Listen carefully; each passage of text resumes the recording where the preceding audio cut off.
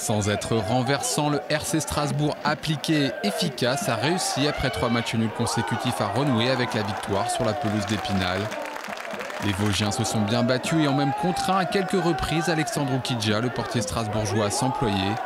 Mais ils ont fini par céder à l'entame du dernier quart d'heure. Après une récupération de Felipe Saad, Jérémy Blaillac lance parfaitement Abdelhak Belhammer qui vient battre Olivier Robin du gauche. Petite victoire 1-0 des Alsaciens, la deuxième hors de leur base, mais grosse opération au classement. Le RCS grimpe à la 6e place à une longueur du podium.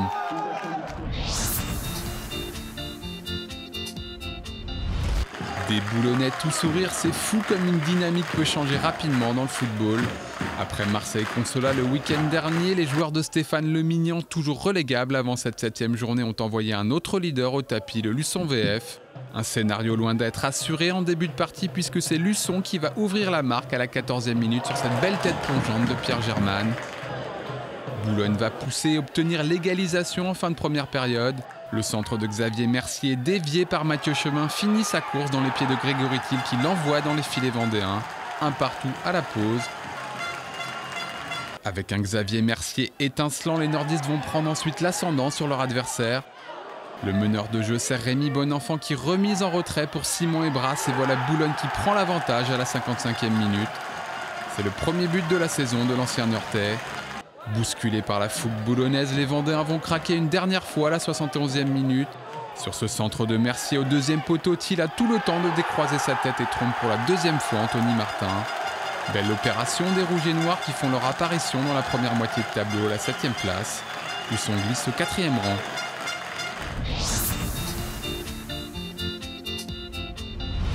Dernière formation à n'avoir pas encore gagné cette saison, le CA Bastia va profiter du manque d'impact offensif des SR Colmar pour mettre fin à cette disette. Déjà menaçant sur quelques contres, les Bastiais vont finir par trouver la faille à la 75e grâce à Benjamin Santelli. Les Corses vont assurer dans les arrêts de jeu leur victoire lancée par Jackson Mendes. Sadatiou, parti à la limite du hors-jeu, profite de la sortie manquée de Cédric Mensah pour doubler la mise. Premier succès donc pour Bastia qui reste lanterne rouge mais revient à 2 points de Châteauroux, premier non relégable. Ça va mal pour les Colmariens désormais 15e. Il faudra réagir le week-end prochain à l'Améno lors du derby face à Strasbourg. Chambly et Avranches perdent peu mais ne gagnent pas non plus beaucoup. Malgré toute leur bonne volonté, les deux équipes vont confirmer leur statut de spécialiste du match nul en partageant pour la 5e fois de la saison les points. La première grosse occasion est avranchinaise, mais le coup franc de Tony Théo s'écrase sur la transversale de Simon Pondémé. L'ouverture du score sera finalement camblisienne. À la 38e minute, le centre de Youssef Touati est dégagé de la main par Alexandre Héroville. Pas d'hésitation pour M. Delageau qui désigne le point de pénalty. Touati ouvre son pied et prend à contre-pied Anthony Beuve. Chambly mène 1-0 à la mi-temps. À l'heure de jeu, les jambes de feu de Youssouf Niakhaté vont faire mal au Picard. Parti de sa moitié de terrain, il vient conclure son rush avec sang-froid et remet les deux équipes à égalité. Score final 1 partout, Chambly et Avranches se suivent au 11e et 12e rang.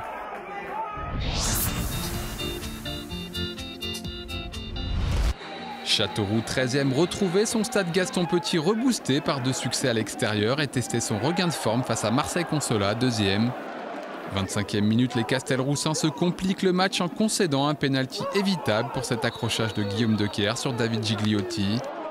Salim Lassami transforme la sanction et permet aux Marseillais de regagner les vestiaires avec un but d'avance. À 20 minutes de la fin, Marseille-Consola va faire gronder de mécontentement les tribunes de Gaston Petit en réalisant le break.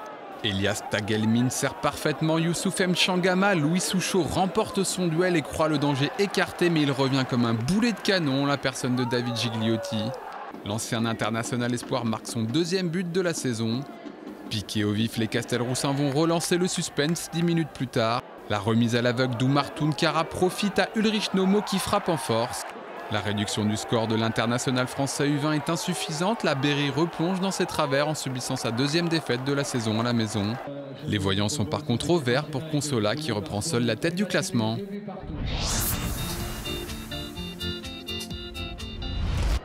L'exclusion d'Alioune Ba à la 36e minute n'a pas empêché l'Amiens SC de donner du fil à retordre à l'AS Béziers. 64e minute sur ce coup franc d'Emmanuel Bourgault, Khaled Adénon devance la sortie de Jérôme Idir et ouvre la marque pour les visiteurs.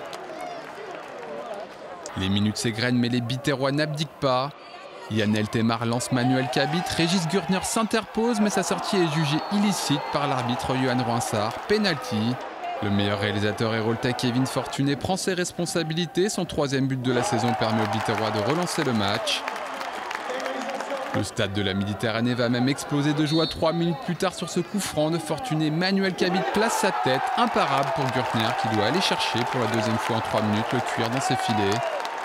Mais dans les arrêts de jeu, les hommes de Christophe Pélissier vont montrer qu'il faut y croire jusqu'au bout. Le coup franc de Jonathan Tienaun entraîne un cafouillage dans la surface biterroise. Guessouma Fofana est beaucoup plus limpide en propulsant le cuir dans les filets. Amiens arrache à 10 contre 11 le nul de partout, mais descend dans la zone rouge. Béziers est 10e.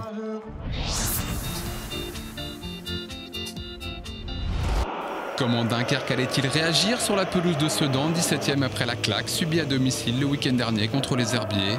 Plutôt bien si l'on en croit l'ouverture du score dès la première minute de jeu, signé Romain Bayard après ce bon service de Malik Chokounté. Mais Sedan a besoin de points et va se démener pour recoller au score. D'abord sauvé par sa barre transversale sur cette tête de Bakaï Dibassi. Jean-Christophe Bouet, le gardien dunkerquois, ne peut rien faire ensuite sur ce bijou de coup franc de Pierre Lavenant. Les Sedanais égalisent juste avant la pause.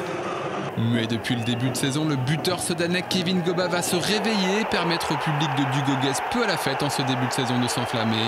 2-1 pour les locaux à l'heure de jeu.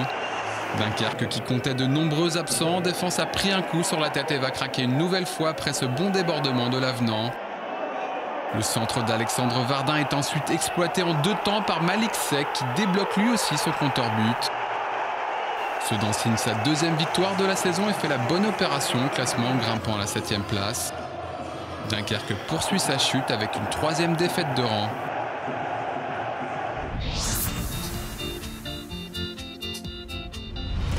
Il y a des 0-0 plaisants à voir, ce fut le cas lors de l'une des affiches de cette 7e journée entre les Herbiers 4e et l'US Orléans 5e. Les Orléanais auraient pu ouvrir la marque sur cette frappe lourde de Greg Oula. En face, les Herbretins ont aussi beaucoup tenté et ont eu des situations comme sur cette tête d'Adam Assar. Au final, pas de vainqueur, mais 2 équipes satisfaites. Les Herbiers conservent leur invincibilité et montent sur la 3e marche du podium. Orléans reste 5e.